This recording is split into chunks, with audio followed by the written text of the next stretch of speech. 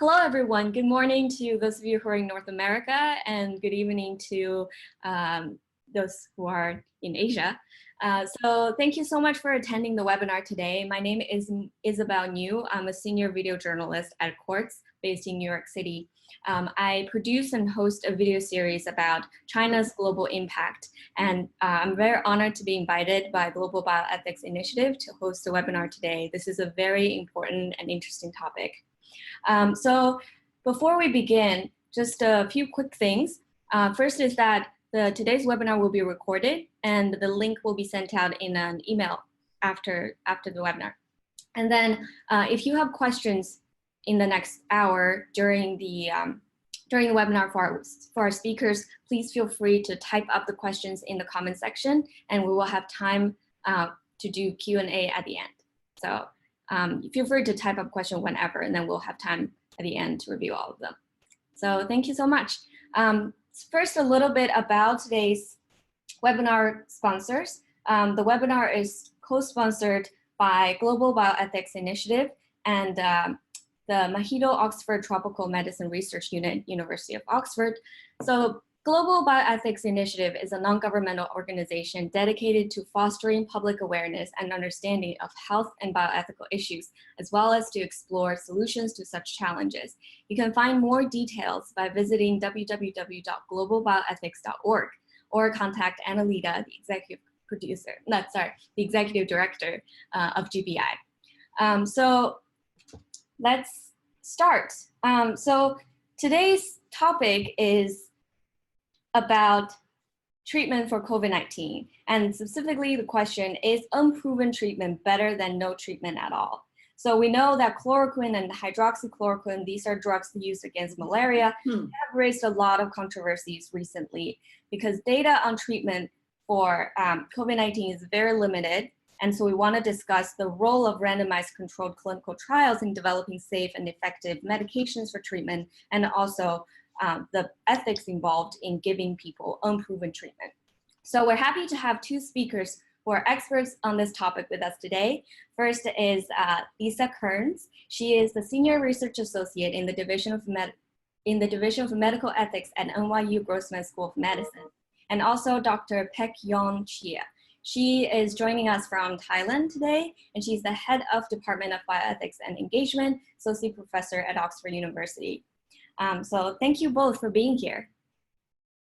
Thank you, glad to be here. Thanks for having me.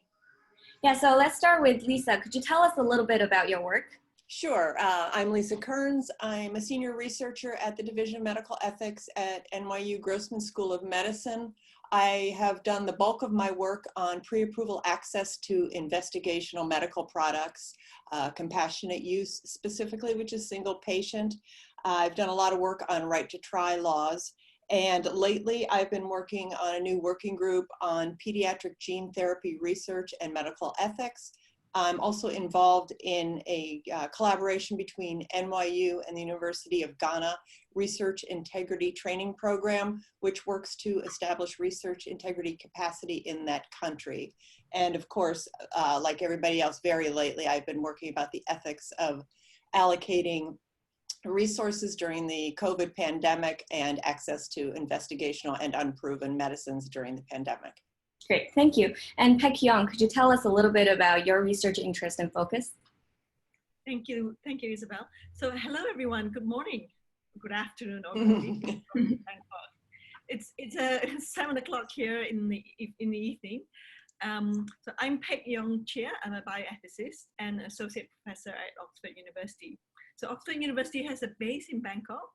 We do a lot of work on tropical medicine, and I head up the bioethics and engagement team here. My research focus really is the ethics of research in low resource settings, including randomized controlled trials. And I have an interest in data sharing as well as community engagement. Over. Great. So my first question really is, how did hydroxychloroquine, this decades-old malaria drug, became known? How did it become known as a potential treatment for COVID-19 in the first place? We know that at a very recent White House briefing, President Trump touted the drug as a potential cure and saying that it could be something really incredible. So what evidence, if any, was there supporting these beliefs? And so, and how do we get here? Let's start from you, Lisa. Okay, yeah, that's the question of the day, isn't it? So it was a pretty, it was sort of, actually I was going to say it was a circuitous route, but it's not so much a circuitous route. There was a study done in March, released by a French scientist named Didier Raoult, who studied hydroxychloroquine against the coronavirus, and released a study that said he found it to be a 100% cure of COVID-19. Now, there were a lot of problems with the study. In fact, the publisher of the journal that published the study has problems with it. It has not been officially retracted, and the journal itself stands by its peer review process, but there were a lot of problems with the design of the study. People who died during the study were not included in the results, things like that. But anyway, as is understandable for something like this, people are eager for a cure. People are eager to grasp onto any kind of good news. And so that 100% cure rate made a lot of headlines and made a lot of people optimistic, and there might be something to help this horrible disease that has taken hundreds of thousands of lives globally. So the news made its way to Silicon Valley in the US, and venture capitalists were understandably intrigued by the news, thinking that there could be some investment opportunities here. And one venture capitalist went on Fox News and talked about the study and was hailing the 100% cure rate. And of course, in the US, we all know who watches Fox News, and that news was seen by our president, and that led him to tout it as a potential cure. Now, in his defense, this is a very, very trying time. People are dying, and you can understand his eagerness to want to be able to solve this problem. Nonetheless, as I said, the data is not solid behind it. But it took off, and a lot of people, again, eager for a cure, started using it. A lot of doctors started prescribing it. Again, it's approved. It's approved for malaria. It's approved for rheumatoid arthritis, and it's approved for lupus. And it's been around for decades. So people kind of, I think, had a certain confidence in prescribing it because it had been sort of tried and true. Unfortunately, it had not really been tested in COVID-19 patients, and it started being used, and not to great results. But anyway, that's how it got here. It was that kind of chain, and it's people eager to have good news and eager to trust sources that maybe shouldn't have been trusted. But that's how we got to where we are right now with hydroxychloroquine and chloroquine. Mm-hmm. And Paekhyong, you actually have worked with the drug. Can you tell us a little bit about hydroxychloroquine? How safe is it? How did it become approved for malaria in the first place? Yeah, so chloroquine as well as hydroxychloroquine, so they're both quite similar. It's been used for treatment of malaria for more than 60 years, I think maybe 70. Until recently, approximately 300 million chloroquine malaria treatments have been given annually. And in total, 15 billion treatments have been taken. The chloroquine was also the antimalarial prophylaxis of choice for travelers to the tropics. They're used at higher doses for treatment of other diseases such as rheumatoid arthritis and lupus. So these chloroquine and hydroxychloroquine have been proven to be useful in these indications that I mentioned. So they are well-established drugs. They have an excellent safety record and are generally well tolerated, again, for the conditions they have been approved for. Side effects are usually mild, including stomach upset and nausea, headache, temporary blurring of vision. But if too high a dose is taken, then these drugs can be really dangerous and can even cause death. Yeah, so apparently after that briefing, according to the New York Times, there's huge appetite for this drug. First-time prescription of chloroquine and hydroxychloroquine was more than 46 times the rate of the average prescription weekly. And then these tens of thousands of prescriptions, at least in the US, came from across the spectrum, from cardiologists, dermatologists, even psychiatrists started to prescribe this drug to patients. but there's a lot of interest, even though there's not a lot of robust data, like both of you have mentioned. And this raises a really, really tricky bioethics question, which is, in the middle of such a fast-moving global pandemic, is prescribing this unproven drug better than nothing? I want to hear from both of our panelists on this question. Should I go, or do you? Yeah. Okay. Yeah, well, there you go. The problem is, as I said before, is that while this is a proven drug and an approved drug, it is not proven in this indication.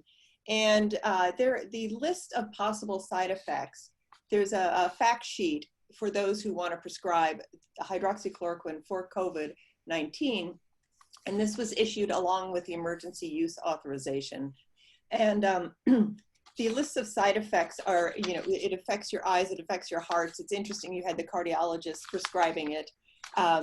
It affects so many different things, and it could be quite dangerous. And we've seen reports that it is in fact quite dangerous, that people, as Paek-Young said, people have died. So the question is it better than nothing? Well, during my work in the past 6 years on pre-approval access, that question comes up all the time. And there's the tension between single patients wanting to try anything to save their lives, and then whether that's good, if that's going to affect the public's general health.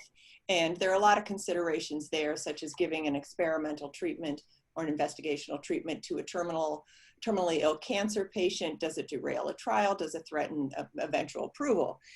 Hydroxychloroquine is a really unique situation because it's approved and doctors can prescribe it at least in the US, they can prescribe it for anything they want. It's called off-label prescribing, and as long as the drug is approved, physicians retain the authority to prescribe it as they see best, because physicians are charged with deciding what is best for their patients.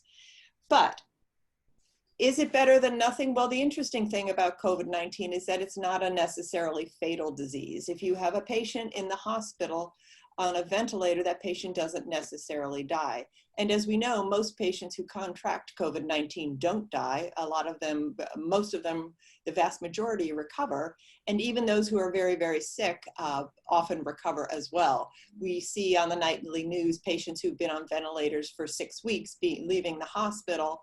And those are the great news stories that they end with, so that people don't lose themselves to despair. So that all just points to the fact that you don't have a necessarily terminal condition where, maybe the risk of taking something unproven is outweighed by benefit. But personally, I would say that there is never a case to be made that something is always better than nothing. And I don't think there's an ethical case to be made for that, especially when there's when there are known very serious side effects. Death can become sooner, death can be more painful, there can be increased suffering.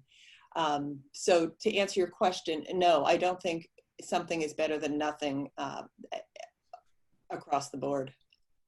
Yeah, and also to Paek-Young, just adding to that, what are some of the downsides to prescribing hydroxychloroquine for COVID-19 patients? Yeah, thanks, Lisa. I think you raised really good points, but it's really difficult to convince people who are desperate to not take a drug that has been suggested to be good. Providing people with hydroxychloroquine allays anxiety and gives hope to large numbers of people at risk. And giving this drug to an ill patient gives the impression that something potentially beneficial is being done. And if these drugs don't work, then lives would have been saved.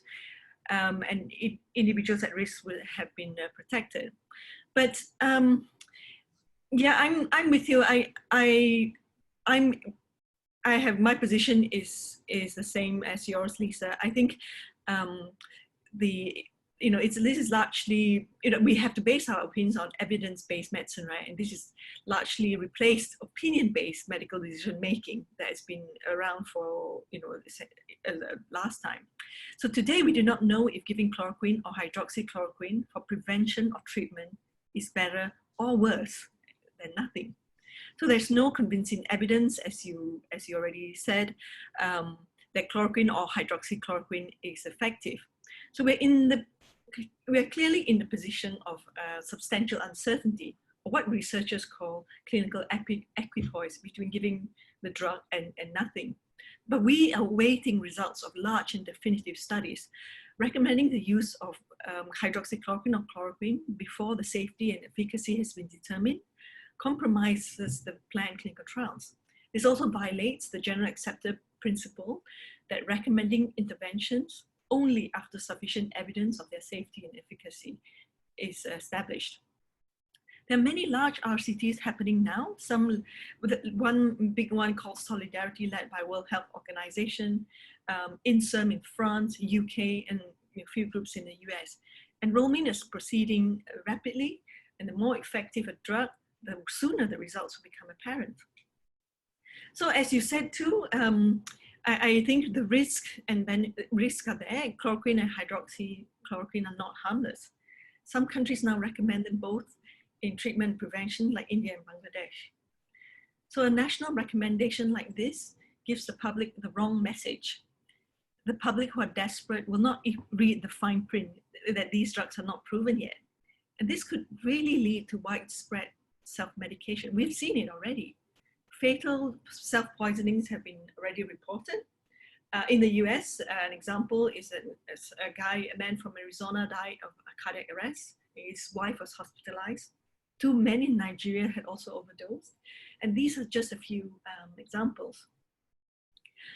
And not only that, recommending drugs like that are unproven waste valuable resources and damages health and compromises finding effective medications.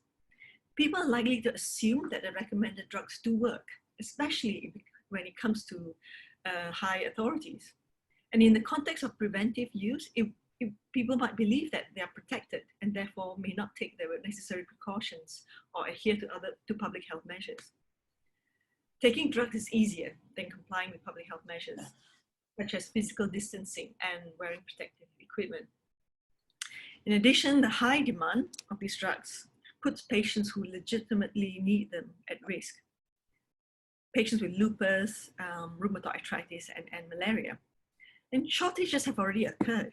Prices have risen markedly, leaving a lot of people to suffer unnecessarily. And yesterday I saw a report that there's a falsified chloroquine and hydroxychloroquine in this pandemic. This is, will jeopardize people who legitimately, put the people who legitimately need the drugs at risk. I think we really do need well-conducted clinical trials. Premature recommendations, especially national ones, may compromise planned clinical trials to determine their benefit. You'll make recruitment to these trials really difficult. So in this context, sick patients potentially enrolling in randomized trials will want to know why they're being denied treatments advocated and recommended elsewhere, undermining the trust to the healthcare system. Potential participants may opt for self-medication rather than join the trials. This jeopardizes the substantial uncertainty whether to recommend the drug or not that justifies randomized clinical trials, at least in the eyes of the public. It's really difficult to explain to them. Mm-hmm. So what else? Recommending these drugs is not the same thing. For widespread use, it's not the same thing as getting approval for compassionate use.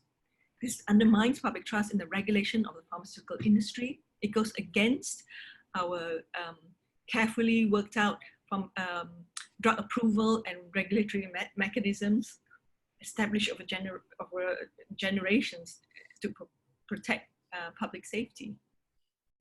So yeah, that's me. Yeah, I think those are really good points. And I want to just ask a quick follow-up question. You mentioned that this is very different from compassionate use. Either of you could feel free to answer this. So what are the differences? What is it? When do we say that, okay, this is okay to give a patient a drug that hasn't been approved for the specific use? Lisa is the expert on this. Okay, with just a very quick background on compassionate use, which again is just a shorthand for single patient access to unapproved drugs in development. The FDA has had a program in place for decades. It's called the Expanded Access Program. And through it, patients can access investigational drugs outside of clinical trials before they're approved by the FDA. Many countries have their own types of programs. They're called different things. They're called named patient programs or special access schemes. And the FDA program, there are 3 different types of expanded access. There's the single patient, which again is often called compassionate use. There's an intermediate size, larger cohort expanded access. It's more than one. These numbers aren't defined, but it's more than one, but you know, maybe around 100. And then there are the larger groups, which could be anywhere from about 100, or, you know, again, these are not described by the FDA, up to many, many thousands or even tens of thousands. Peck-Young is involved in a trial for prophylactic use of hydroxychloroquine that plans to enroll, if I remember, 40,000 participants. So they can be quite large. But the FDA has very strict stipulations for who can access these drugs. First of all, the patient must be either terminally ill or have a life-threatening disease or condition. The patient must have exhausted all other approved treatment options, and the patient must not be eligible to enroll in a clinical trial or must be unable to enroll in a clinical trial. And those are all very important because we don't want patients just to try anything. We want to make sure that they have tried safe and established routes to try to help themselves in these very dire circumstances. The clinical trial provision is of utmost importance, as Peck-Young just explained, because without these kind of very strict and well-run and well-designed trials, we don't get the real data on these drugs about their safety or efficacy, and we don't get the drugs eventually to market. So we want patients who are unable to do that, who have tried everything and who are really very sick, and that changes the risk-benefit ratio of trying these unproven agents. And just in the US, you can get pre-approval access to pretty much anything. It could even be preclinical agents that haven't been tried in humans. And as we've seen recently in this country with very, very new gene therapies that are created for just one person, those really had hardly any animal studies at all. So that's the basic background there. So because hydroxychloroquine is approved, it's not really subject to the FDA expanded access regulations. That's for unapproved, that's for investigational drugs. And there's a lot of confusion, and I even have confusion reading about this because there's unapproved, but then there's also unproven. So hydroxychloroquine is unproven for COVID-19, but it is not unapproved. It's not really eligible for expanded access. Without throwing too much information out in a short period of time, there are cases where companies will provide an approved drug on an expanded access basis, and that often has to do with whether the patient's insurer will cover it. It's more of a cost thing, but technically it's not available for compassionate use or expanded access. So if patients say they're getting it that way, it's more of a shorthand or a terminology. And you'll find that if patients are in dire circumstances, they're not so concerned about the terminology. They just want the access. Yeah, and another quick follow-up is that you mentioned earlier that the FDA has given emergency approval use for hydroxychloroquine. Yeah. Can you explain the difference? Like, what does that mean? Sure. That's kind of befuddling. Let me just emergency use authorization is not approval, and don't let headlines convince you otherwise, because I have seen headlines that said that the FDA approved remdesivir. It's got FDA approval, which is just not true. An emergency use authorization is permission to use the drug under very specific circumstances during a declared emergency. For example, the declared emergency of the COVID-19 pandemic in this country. And there was a formal declaration. And the emergency use authorization is effect only as long as the emergency declaration is in effect, and it has very specific stipulations. For hydroxychloroquine, it allowed the national stockpile of hydroxychloroquine to be dispersed under certain conditions. It wasn't just willy-nilly, you can go ahead and write prescriptions. That said, because it is an approved product, people could write prescriptions anyway. So all of us who are looking into this, you know, we have these email exchanges going back and forth, and you know, why would there be an EUA if it's approved? Does it mean it can be released? Does it have to do with payment? And we're all trying to figure it out. And I don't have a definitive answer. And if somebody watching does, I'll take that.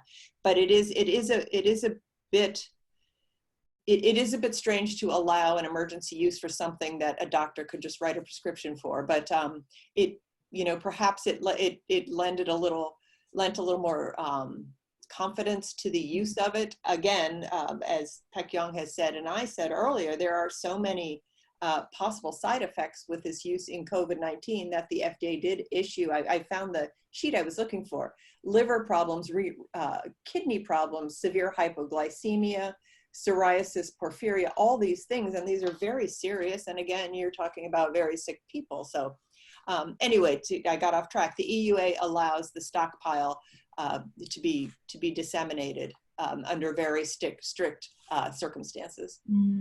Great, that really clears things up. I think I want to now shift gears to talk about this drug that you just mentioned, remdesivir. So this is a drug that was originally developed to treat Ebola, and on May 1st, the US FDA also issued an emergency use authorization, a EUA, for this drug for patients who are hospitalized with COVID-19. And that decision came after 2 days after the National Institutes of Health published a result from their clinical trial that showed some promising results with this drug. And basically, the agency, the National Institute of Allergy and Infectious Diseases, which was conducting the study, said that preliminary data showed that patients who received remdesivir recovered faster than patients who received a placebo. So first question I have for our speakers is, in the news, you know, we often see there have been reports and small studies of drugs.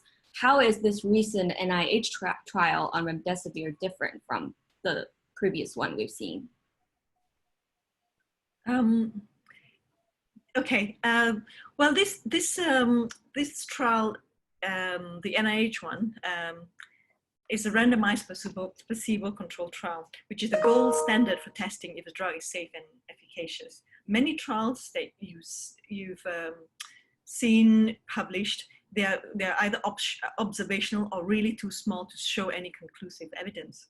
What this study showed was hospitalized patients with advanced COVID and lung involvement who received remdesivir recovered faster than similar patients who received placebo.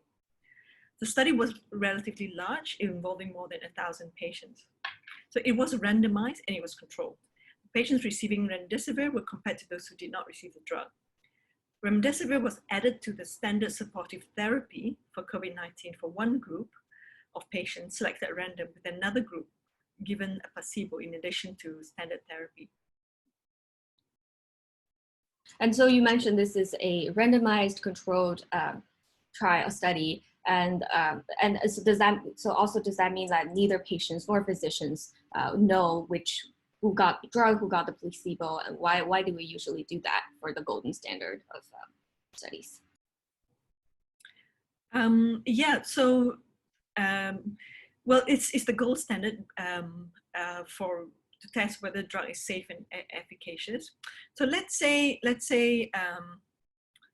testing, for argument's sake, hydroxychloroquine. So patients receiving hydroxychloroquine needs to become compared to those who do not receive the drug. So hydroxychloroquine would be added to standard supportive therapy for one group of patients selected at random, while the other group will be given placebo in addition to the standard therapy.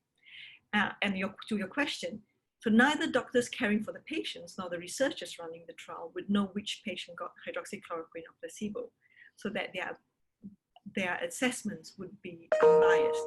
They wouldn't know until the trial is over. Yeah, they wouldn't know during the duration of the trial. Then you compare the drug group with the placebo group to see how these both groups fare. Let's imagine when it's not a clinical trial, and imagine a sick person in the ICU who's given hydroxychloroquine and gets better. There's no way of telling whether they would have got better without the drug. Yeah. And if someone is given the hydroxychloroquine and dies, there's no way to know whether they might have recovered if they weren't given the drug, or whether the drug contributed to their death. Right. And so this NIH trial, the goal of it was to find out whether patients recover faster, those who are given remdesivir.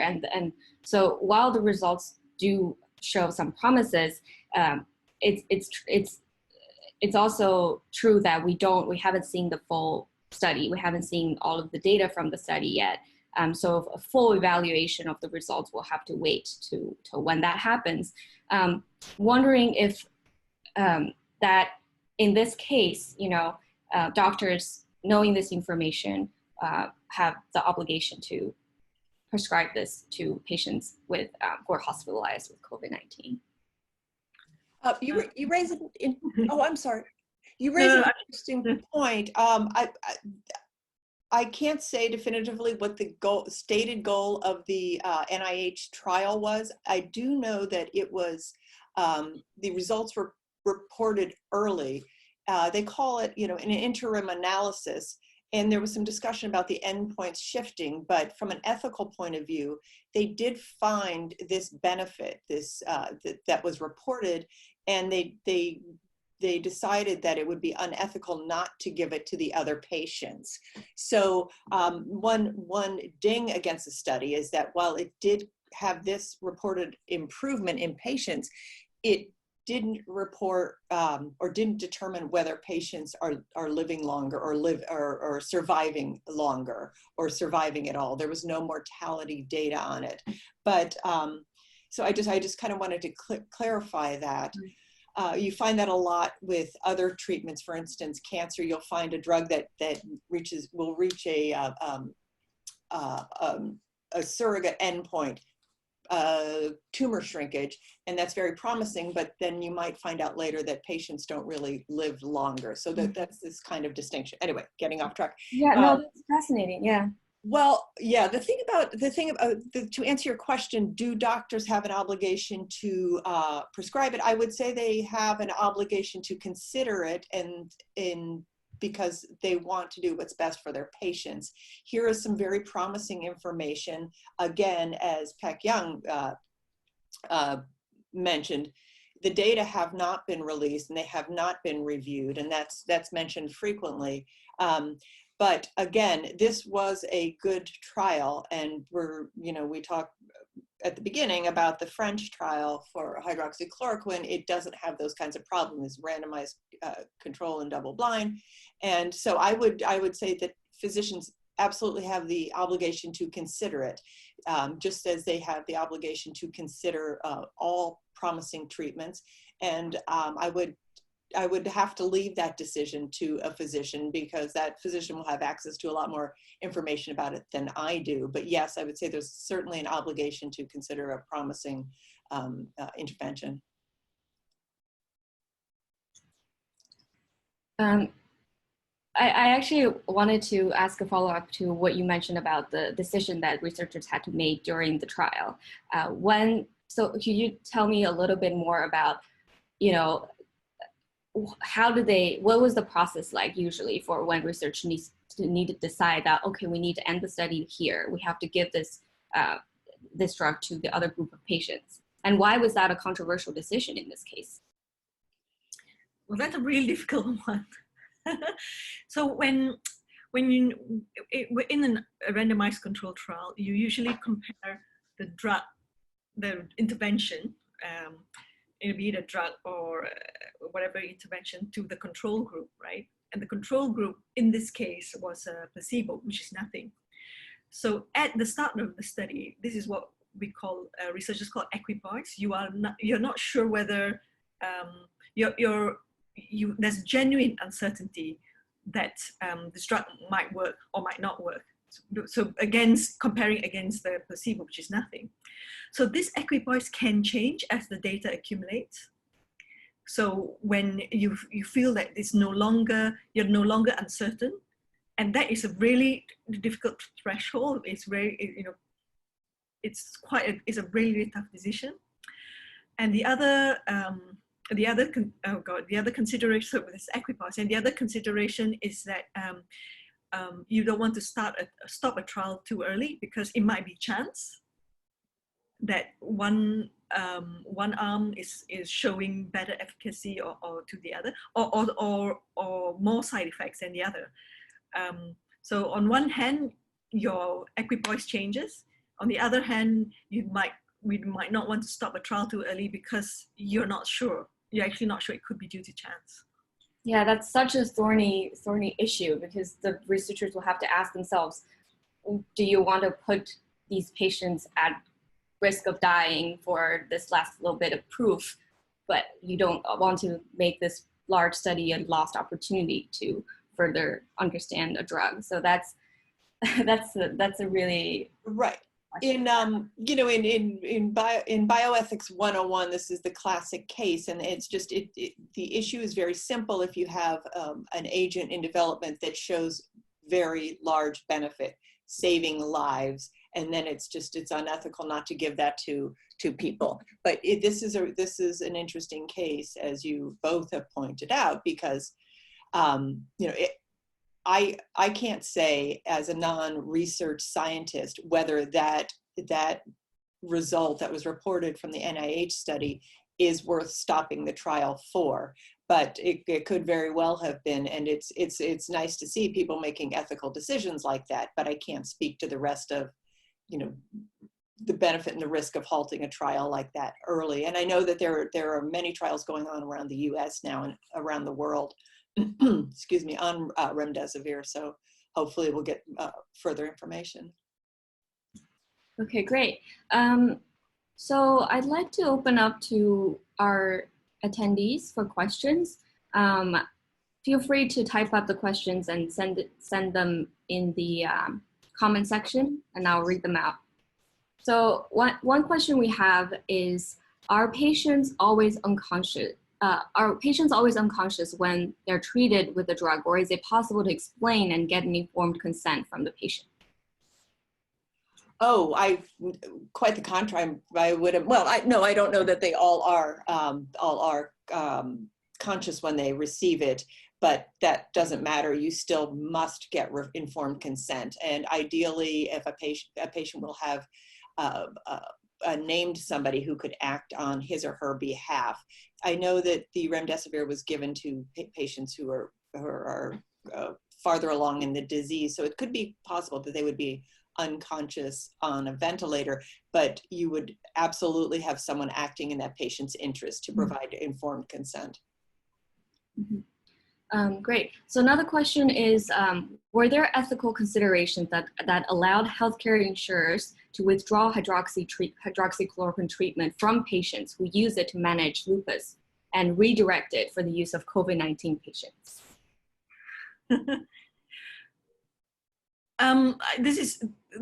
Is this about insurance? Sorry, I missed the first part. Can you say that one more time? I think it's just, are there any ethical considerations that allowed healthcare providers, just doctors, people who provide the drug, to redirect it to COVID-19? Away from lupus, malaria? Yeah, patients who have the conditions that were originally approved for.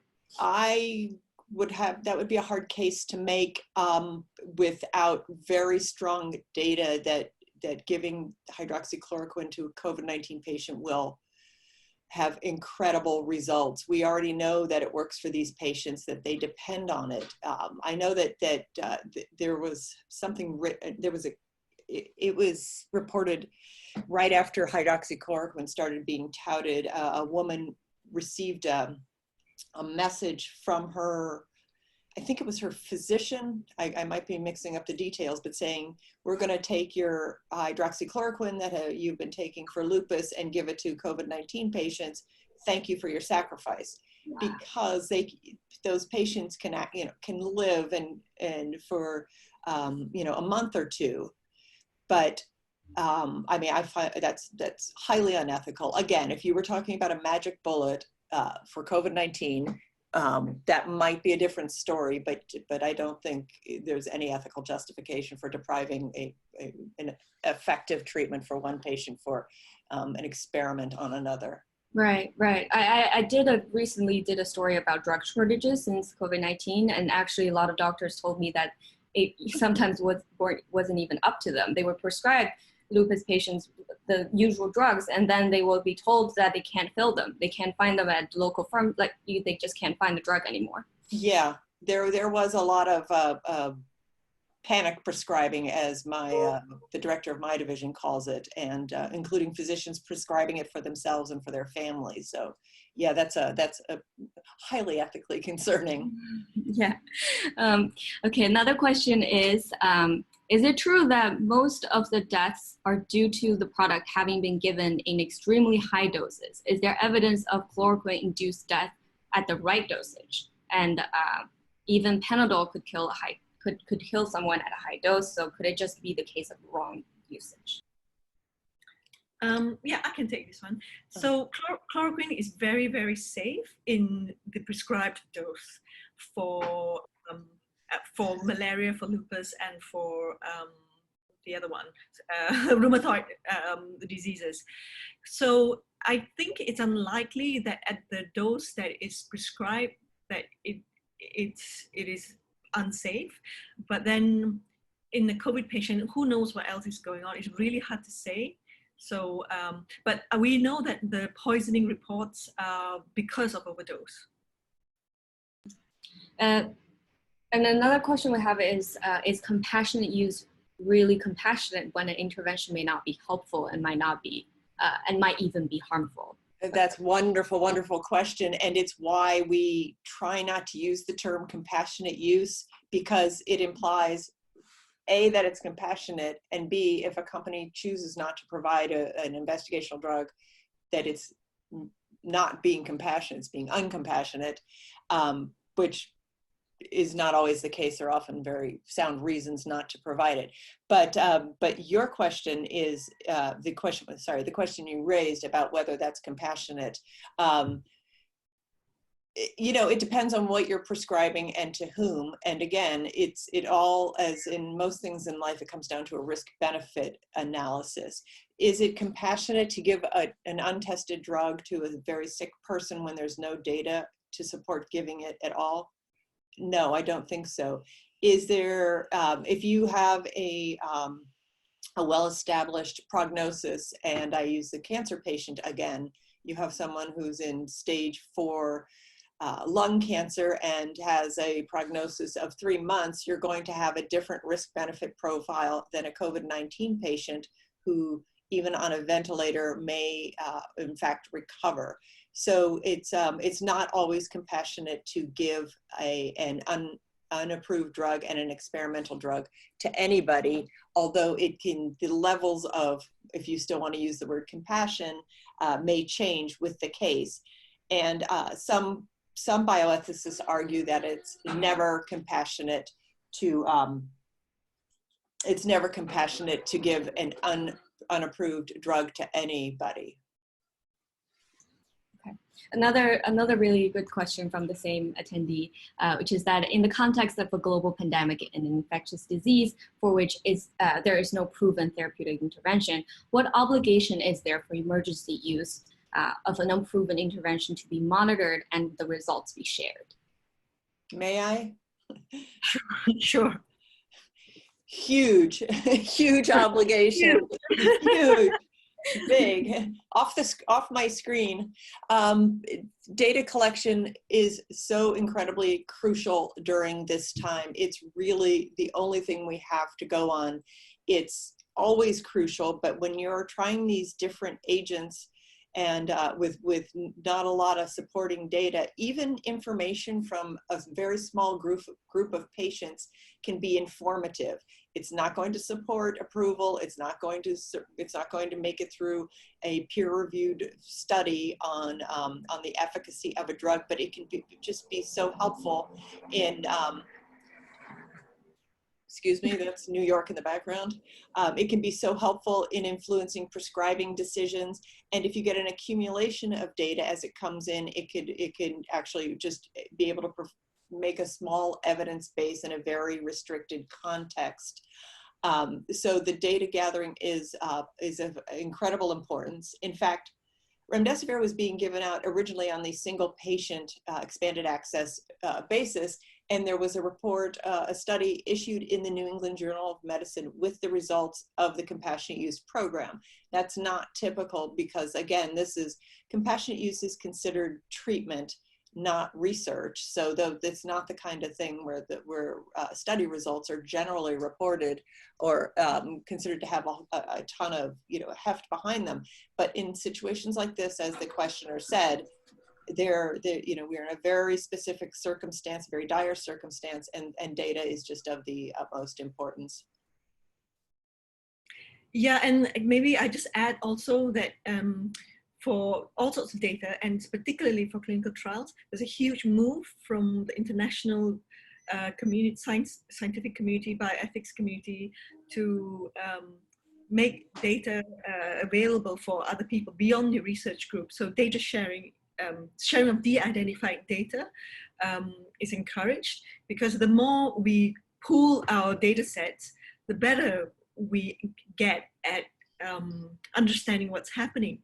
So it's, researchers who have, accumulate, as they accumulate data, and especially once it's de-identified, ready for publication, should release their data, sometimes, with restrictions and with a managed access system, so that other researchers can look at the data, combine it with their own data sets, and so that we can all learn quicker. So that's there's a quite huge push by the community. Yeah. Another question we have here is the unproven treatment against the oath of the doctors? So. Oh, against the oath of the Hippocratic oath? Hippocratic oath, yeah. It can be, but it's not necessarily, the do no harm. I would say that you want to, if you're giving an unproven drug, even if it's approved for other indications, your number one concern is that it does not harm your patient. Your number two concern is that it will help your patient. So no, it's not necessarily against. We have seen unproven agents help patients not infrequently, and if not curing, extending quality of life, perhaps adding a few months to a life, easing pain, things like that. So it's not necessarily on the face of it against the Hippocratic oath. Great. And then so this is a very interesting one. So it says that ethically, will placebos continue to have a place in clinical trials? Which either you feel free to answer that. I can start. So I think every bioethicist has a position on placebos. So placebo is, in the absence of a proven drug, or proven intervention, we need to compare it with something, and placebo is the something, which is compare the drug against nothing. That is to give us an unbiased assessment of what's happening to the different groups. I think placebo use is highly contentious. I would say on the disease by disease basis, on a case by case basis, we're not making a blanket rule that it always has to be a placebo. Some projects compare the drug to what we call standard of care. So standard of care is just the usual care in the setting. But then there are also biases. So I think placebo has there's a use in scientific inquiry. It has been established. It's contentious, but that's the position. Yeah. Lisa, what do you think? I'll just echo what you say, that it's contentious, I've read articles saying that placebo use is not defendable. It's indefensible ever. I've heard that it's unethical in certain conditions or diseases. For instance, the ALS community is frequently, not across the board, but members of the ALS community are frequently arguing against the use of placebo because they have nothing in the decades of research into their disease. There's really not been a whole lot of advancement, and they're like, why, you cannot put us in a placebo arm. Then there are others, and as Pak Young noticed, the value of that in really reducing bias in research. And even the most conscientious researcher will bring his or her own biases, and patients have their own biases. And I think it really, that's a very important thing to keep in mind when you think about placebos. I don't have a decision on it, but I will second the contentiousness of the practice. Mm-hmm. Another question we have here is these drugs are being discussed with respect to their use, either preventative or treatment and emergency use. So basically the question is that during the trials or in wider community usage, they ought to produce result data and implications for effective use or misuse. How is that being used for determining malpractice or ethically allowed use? I can't really speak too much to that. I would imagine that I hope I'm addressing what the questioner wants to know. The unproven or investigational nature of anything, I would hope, would be very, very emphatically stressed during the informed consent process. And robust informed consent will include potential risks and benefits, and also, dire outcomes. And the patient would be alerted to this. The experimental nature of the agent would be very firmly emphasized. As far as whether institutions are opening them up to liability, I can't imagine that the legal departments at any medical system aren't heavily involved in this and have figured out this, and that they're a special. It's just not my area of expertise. Maybe Pak Young, who does more trials, may know. No, I think you've answered very well. So we actually have a few more minutes, but I just want to say, if you have more questions that we're unable to answer today, feel free to reach out to our speakers after the event through GBI, and we can continue this discussion there too. Yeah, can I just throw in that if you have any questions or interest in compassionate use, if you Google NYU compassionate use, you will go to our division's working group website. Has an extensive FAQ that really covers all facets of pre-approval access and resources, publications, and things like that. So I just wanted to put that out there, and it's free, and you can share it. And yeah, also that's quite specific to the US context, right? So I think every country has a little bit different regulations. Yes, absolutely. That's a good point. It is, our goal is not to be so US centric, but I mean, there's so much that has happened here that it does eat up our time. But yeah, we are, countries, all have their own regulations and requirements, and it varies considerably around the world. This question comes from an anonymous attendee that if one patient involved in a trial shows only negative signs of treatment applied and others show positive signs, is the trial rebuilt from the starting point then? Is one, did you say, can you repeat the question, please? Yeah, so if one patient who receives this potential treatment shows only negative signs and the others show positive ones, is the trial then rebuilt from the starting point? So the trial would have been designed with a sample size in mind to follow certain parameters. It may be death, it may be days for recovery, but one case each would not tell you anything. Mm-hmm. All right? Yeah. Yeah. Lisa, do you have anything to add? No, I mean, no, that's, yeah. I mean, trials, I mean, I don't know that it's ever the case that a trial would never have any adverse reactions in participants. Mm-hmm. And I think this is a question that's just a bit more to asking maybe Lisa to elaborate a little bit on the effect of Dr. Raoult in France. So what do you think? Is it because of him that chloroquine became standard or considered a potential therapy for COVID-19 in many countries worldwide? Yeah, I think so.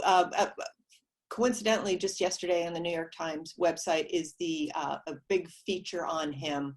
And it's going to be in the Sunday print magazine. And you can all read about it yourself. But that was dangerous information to put out because it wasn't supported by the data. And in a time like this, when people are desperate for some sort of treatment or cure, and people's loved ones are dying at such an alarming rate, I think that was highly unethical. And I would put a lot of the responsibility on him. He's not alone. He had a lot of help in disseminating that. But yeah, it seems to have started, with this touting of 100% cure rate of hydroxychloroquine, which we know is not true now. This question, feel free to, either you could take it, but there was also a study in China using data from patients in Wuhan in the Hubei province that was published around the same time as the one conducted by NIAID. Does either of you want to talk a little bit about that? Or what you've seen of the results? I don't really know much about the study, but I believe it's a randomized placebo-controlled as well, and they stopped because the study wasn't recruiting anymore because there were fewer patients. Yeah. But I shouldn't comment actually because I don't really know that study. Yeah, it stopped because the pandemic waned so fast that it didn't grow enough patients. Mm-hmm. But I from what I read in the news is that the results are pretty consistent with what the NIH one found. But I think neither shows improving mortality. Yeah. No improving mortality. It's 20 days versus 23 days for the placebo. So yeah. Okay, great. Well, I want to thank both of you again, and thank all of the attendees for being here today. Unlike their traditional drug development, where health experts and pharmaceutical companies, they can all come work together and spend a lot of time to develop a safe treatment. This is a situation where we're trying to evaluate a drug's effectiveness along with a very fast evolving global pandemic. And that's exactly the kind of situation where we want to raise these really tough bioethical questions of how to balance the needs of rigorous studies and the moral imperative to get patients a treatment as soon as possible. So I really want to thank both of you for your insights on this topic, and I want to thank GBI for organizing this event. And if you have more questions, like I said, on the topic, please feel free to reach out to the speakers and also keep following GBI for its upcoming events. You can find out more details by visiting their website, www.globalbioethics.org. And it's right here, up here on the slides. You can see there's contact information and also the website. So thank you all very much. Thank you. And thank you, Isabel, for moderating. This is very interesting. And Lisa. Take care. Bye-bye.